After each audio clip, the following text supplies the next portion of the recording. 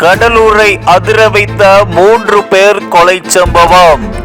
தாயின் தற்கொலைக்கு காத்திருந்து பழிக்கு பழி தீர்த்த இன்ஸ்டா இளைஞர்கள். கடலூரில் ஒரே குடும்பத்தை சேர்ந்த 3 பேர் கொடூரமாக கொலை செய்யப்பட்டு தீயிட்டு கொளுத்தப்பட்ட சம்பவத்தில் 2 கைது செய்யப்பட்டுள்ளனர். இந்த சம்பவம் எப்படி நடந்தது என்பதை நாம இந்த ஒரு வீடியோல விரிவா பார்க்கலாம்.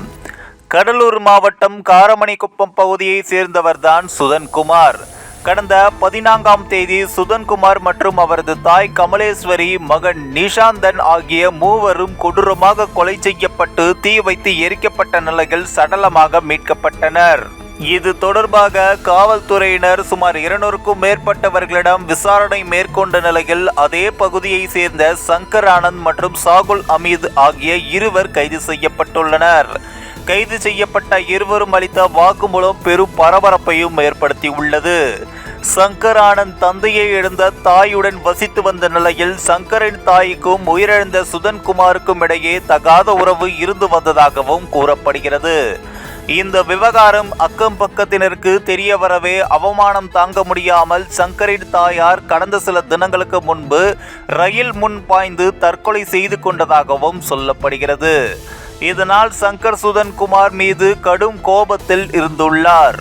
இதனிடையே கடந்த 12ஆம் தேதி சுதன்குமாரின் தாயார் கமலேஸ்வரி சங்கரை தாய் தந்தை இல்லாத அனாதை பயலே எனவும் திட்டியுள்ளார். இதனால் ஆத்திரத்தின் உச்சத்திற்கே சென்ற சங்கர் ஆனந்த் சுதன்குமாரின் வீட்டிற்கு அத்துமீறி நுழைந்து சுதன்குமார், கமலேஸ்வரி, 10 வயது சிறுவன் நிஷாந்தனை கொடூரமாக கொலை செய்துள்ளார்.